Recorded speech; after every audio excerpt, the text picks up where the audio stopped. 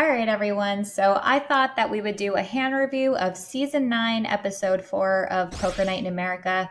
I chose to go over this one for a few reasons. One, I did host this season. If you haven't seen the episodes, you can watch all of them on Poker Night in America YouTube channel. But I thought it would be fun to go over this session because, again, I did host it and I got to see all of the hands. And this was a crazy, crazy game with a really fun action lineup. So they're playing 25-50, lots of straddles happening in this game. And this is a fun one to go over because we got a good lineup, like I said, including Jonathan Little, shout out, Mike Dentale, Joey Dipascale, Matt Glantz, Ethan Yao, aka Rampage, and Shaun Deeb. So they're playing six-handed, so ranges are wider, action is crazier, and they're pretty deep here. If you can see, they had already been playing for a little bit already, so this isn't the beginning of the session, so that's why the stack sizes are kind of all over the place. But as you can see, Rampage has 75,000 in front. Shaun Deeb is sitting with 65K, so he's up 20K. Jonathan Little has been running super, super bad this session, but playing really, really solid. So I thought it'd be fun to kind of go over some of these hands. So let's check out the first hand and get into the action here. So as you can see, there's already a straddle on this hand. So it's 25-50, 100 right now. Oh no, this is a double straddle, 25-50, 100, 200. That 200 straddle is coming from Shaun Deeb. And remember, anytime there is a straddle and double straddle, it makes the effective stack shorter. So you're actually not as deep as you think. So here we have a raise from Joey D with pocket sixes. Joey it looks like he is on the button. And Matt Glantz gives it a call. And Jonathan Little puts in a really cool 3-bet squeeze here to 3,000 with the king queen off. I really like 3-betting this hand because it has good removal. You're blocking a lot of your opponent's calling range and 4-betting range. So he's blocking hands like pocket kings, pocket queens, ace king, ace queen. So he's blocking the snap calls, and he's also blocking their 4-betting hands. Plus, it's just not a great hand to flat out of position on Joey. It's a hand that doesn't play as well post flop out of position. So I like turning king queen hands like king queen, king jack, ace jack into 3-bet bluffs here. So he raises to 3,000. I like this sizing. And Joey gives it a call. And they're going to be heads up. So the flop is 10-4-2 rainbow. So this is a board that is going to be hard for both players to connect with, but they are going to have the overpairs and set of tens here. But this is such a dry board that Jonathan should be continuation betting at a very high frequency. Anytime the board is dry and disconnected, you're going to be c-betting at a high frequency. Basically bet sizing is and you're going to choose a smaller sizing. Bet sizing is a function of frequency. So the more often you do something, the smaller size you're going to go. So for example, on this board, this is a dry board, we're going to c-bet at a high frequency. So I like choosing a small sizing. I'm not sure what Jonathan goes. If he is deciding that this is like a one and done c-bet, then I could see merit for sizing up a little bit. So there's just under 7,000 in the pot, and he goes 2,000. So or 2,500. So I actually like this. This is about a third pot. Okay, a little under a third. And Joey has a tough decision, and he actually puts in a raise here. And this is a really gutsy raise in my opinion, but I also kind of like it because if you think about it, Pocket sixes is a hand that requires a lot of protection. And it also, I mean, it very well could be good on this board because, as like I said, Jonathan should be c-betting at a high frequency here. So all of Jonathan's bluffs are going to continue betting here, like the king queen. So if Jonathan c-bets every time and Joey knows that, then putting in a raise here is actually kind of good because it's putting maximum pressure on Jonathan. And it's not a great hand because if he flats and Jonathan bets again, almost every turn card other than a 6 and a 5 is bad for you, and a 3. So it's bad for pocket sixes. So the hand requires protection. It's not very easy to play on a lot of turns. So and it could very well be the best hand right now. So better to kind of put in a raise and try to end the action here on the flop. So obviously Jonathan can't call here, so he lets it go. But I really like how Jonathan played this one. So let's check out the next hand. All right, so 25, 50, 100 straddle, and Rampage has pocket kings. He raises to 300, and Deeb has pocket tens. Deeb was on fire this session. He literally couldn't lose. So he gives it a call. I like just calling here, especially against an under the gun open. You're just facing a pretty tight range. If Deeb had decided to 3-bet and Rampage 4-bet, which he probably would have because he had 10 kings, Shaun would be in a tough spot. So I like just flatting the tens there to avoid that. So Queen 7-4, rainbow flop, and Ethan continues for 500. I definitely don't see Deeb going anywhere here. He has second pair, dry texture. Again, Ethan should probably be c-betting this dry board at a high frequency. 4 of hearts now on the turn. Deeb checks.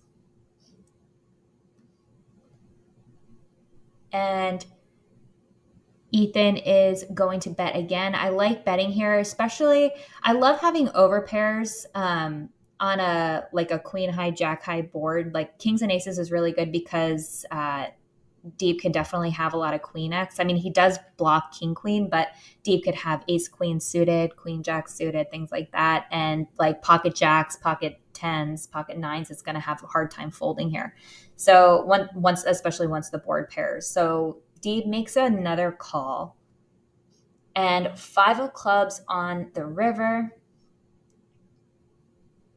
I imagine Deeb is just going to check to the aggressor, and I would imagine for his 11 big blinds, 12 big ace, queen, queen, jack, maybe even make a loose call here with pocket tens.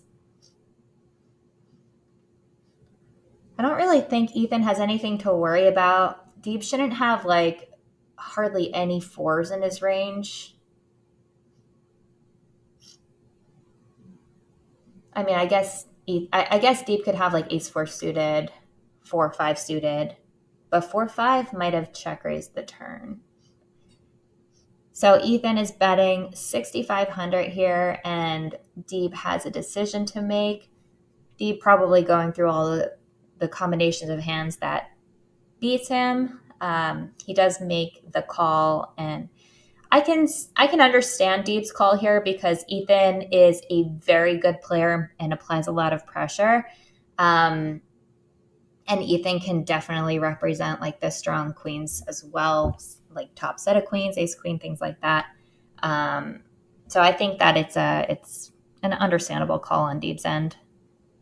So commercial. Now we're back with it. Okay, so it looks like there is a $100 straddle. This game might as well have just been, it's okay. So it's a straddle, double straddle, triple straddle here. So they're playing 25, 50, 100, 200, 400. Dentale with the ace king of diamonds. Poor Dentale, he just got crushed this session. He raises to 1,100. Again, since effective stacks are shorter, it's okay to size your preflop bets down. So you could min raise, you can go 1,100 here. Shaun Deeb here with the ace-4 off is going to defend his straddle here. And they're going to be heads up. 3, 5, 3, 2 clubs. Both players miss, but Deeb does have that gut shot.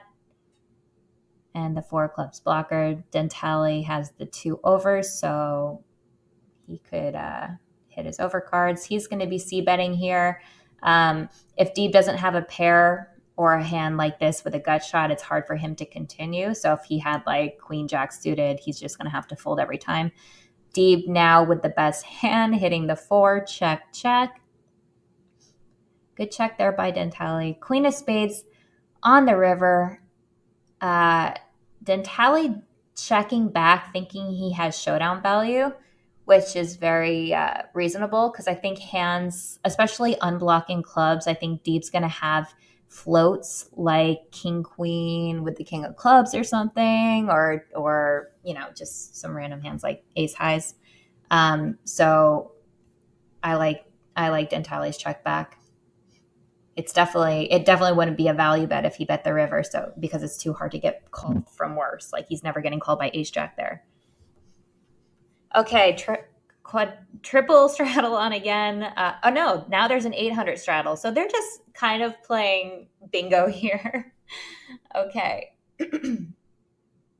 So John is all in for with ace 10 off. So notice that he's all in for 8,000, which might sound like a lot to you guys, but remember with an 800 straddle, it's only a 10 big blind shove. So this is completely standard.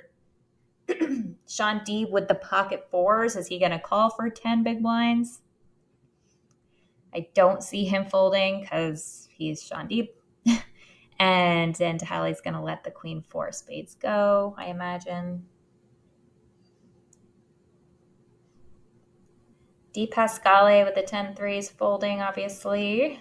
And they're going to see heads up all in.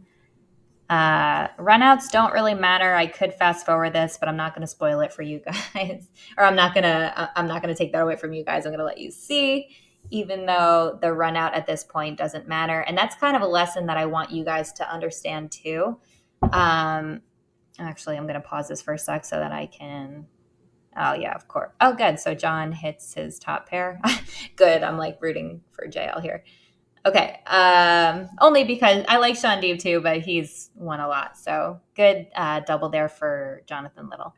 But the point I was going to make with it doesn't matter watching the run out is poker is such an emotional game that once the chips are all in, there's no reason for you to, get upset if you lose or get happy if you win, because once the chips are in, the only thing that should matter is, did you play the hand correctly? And especially when it's a flip, you don't want anything to affect your emotional state at the poker game. So, and that goes for being happy too. Like, when you get tilted, you might, or if you lose a hand, you might get tilted and then you might play poorly, right? Like you might play more hands. I think we're all guilty of that.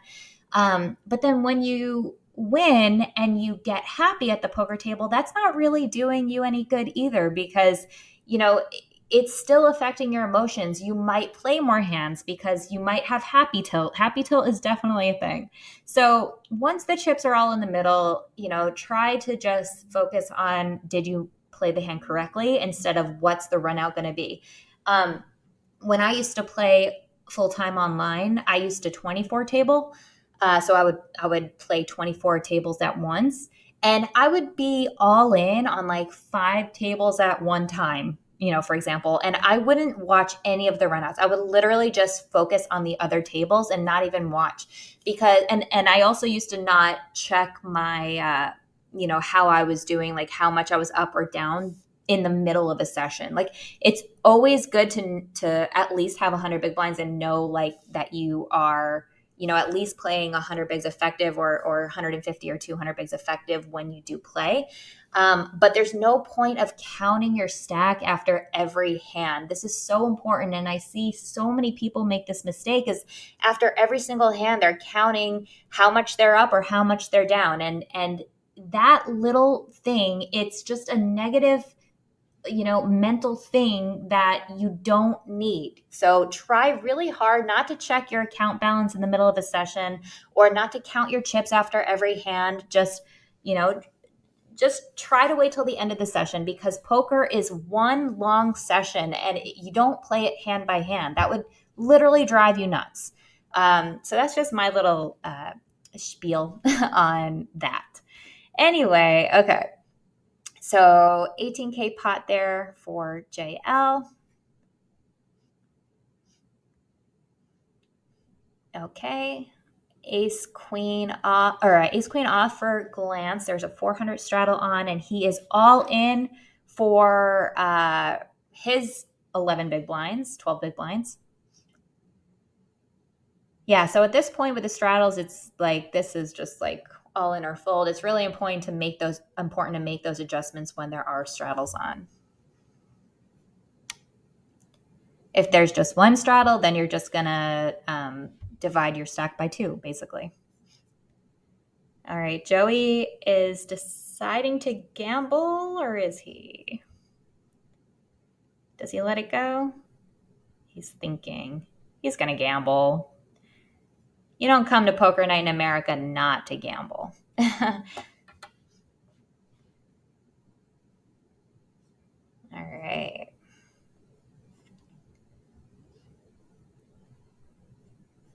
Guys, let me know on social media if you want me, like on Twitter or something, tag me. Let me know if you want me to make a course on, or a lesson on how to play on a high stakes live game. I don't know if that's something you guys want to learn, but if it is, let me know, and I will definitely do that, because it does kind of require a little bit of a different strategy. All right, so fast forward. All right.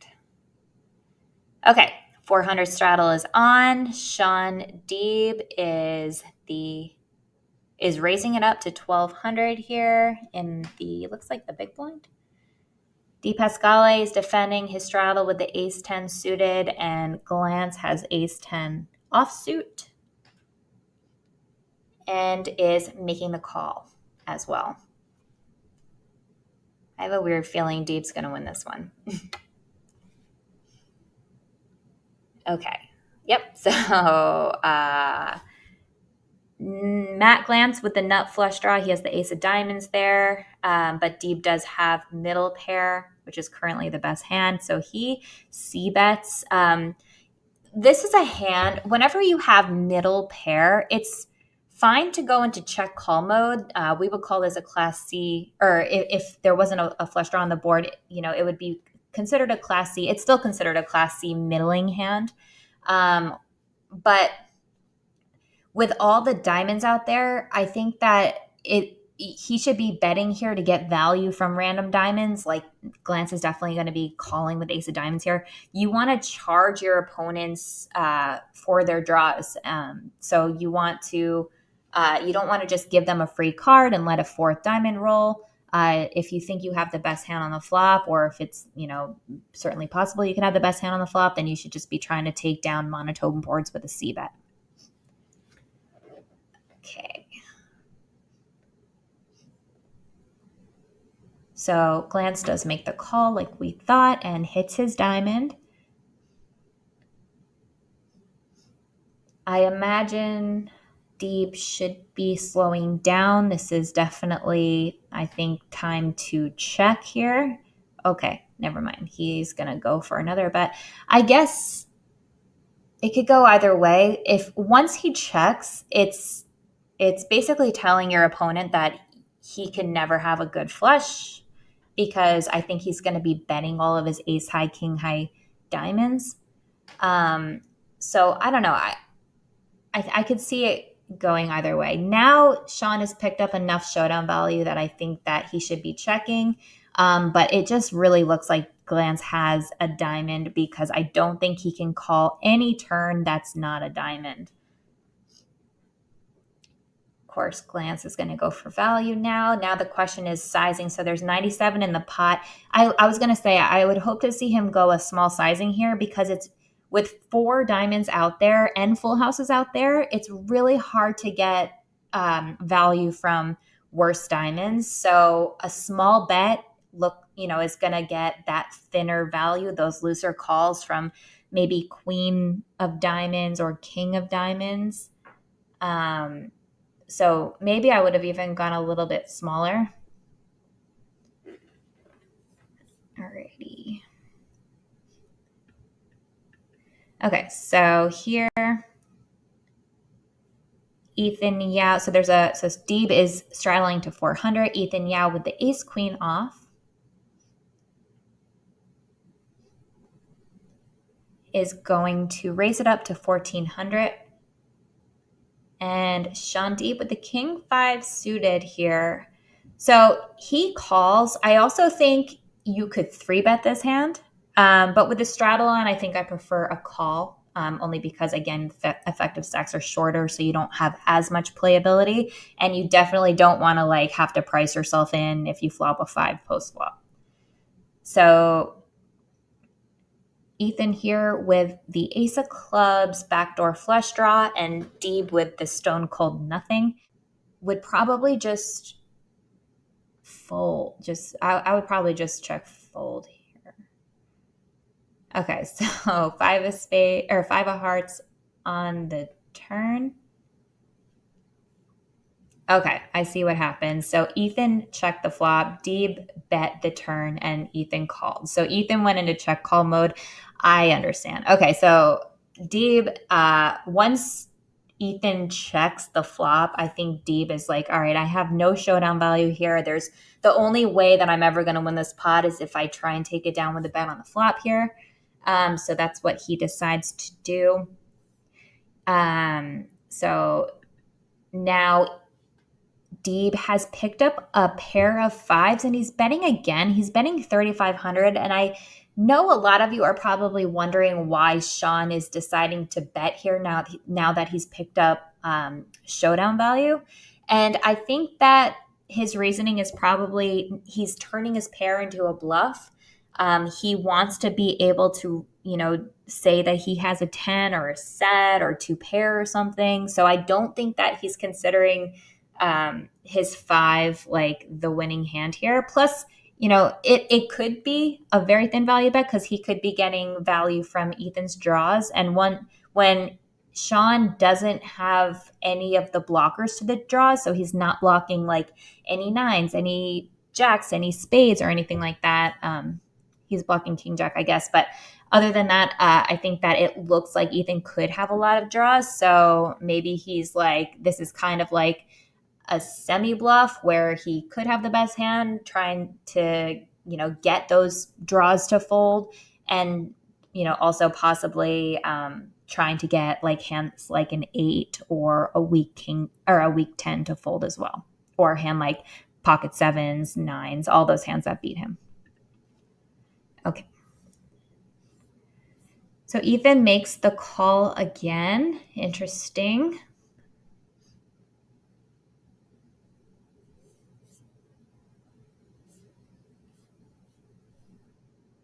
Okay, so king of diamonds on the river, giving Shaun 2 pair. Now I definitely think that this should be a value bet. I'm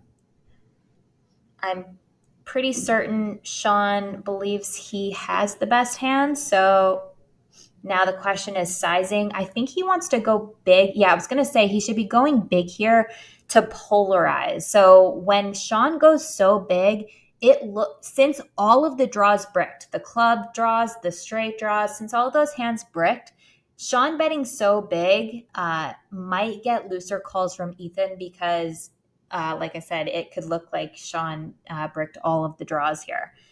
So Ethan makes a super loose call. I respect it so much. I do think it's going to work at a high frequency. Shaun just happened to have it there. Yeah. I think this hand was played well by both parties.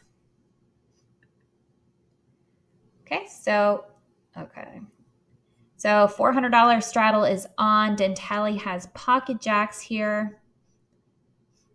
And he shoves all in for 6,600. I like this. Again, what is that, like 15 bigs, 16 bigs, something like that? And Let's see if he gets any action. Yao with the ace-10 offsuit.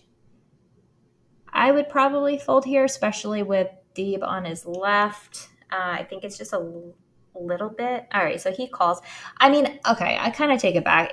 If it was a tournament, I'd say I would probably fold the ace-10 there. But in a cash game, when they're going so crazy, I think that calling for this amount is okay. I might just fold. I think it's a close spot. And let's see if Dentale can hold. Nope, not a good. So he's drawing pretty thin there. Okay. Poor Dentale. Like I said, he ran pretty bad this session.